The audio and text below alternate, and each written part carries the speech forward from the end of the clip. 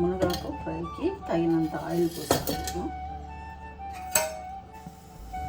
కొద్దిగా జీలకర్ర, కొద్దిగా ఆవాలు, తాలింపు వేసుకోవాలి.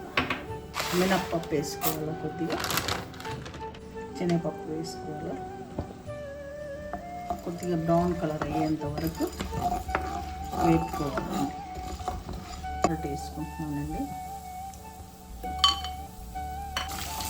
కొద్దిగా ఎండుమిర్చి వేసుకోవాలి.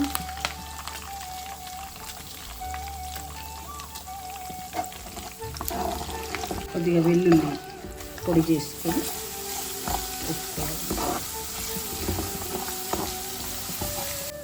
కొద్దిగా పసుపు వేసుకోవాలండి.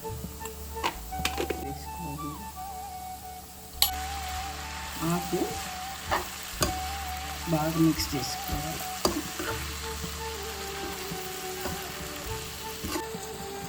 ఆకుకూర మగ్గిన తర్వాత కొబ్బరి, ఎండుమిర్చి పౌడర్ చేసి పెట్టుకోవాలండి. ఆ పౌడర్ ఇప్పుడు వేసుకోవాలి.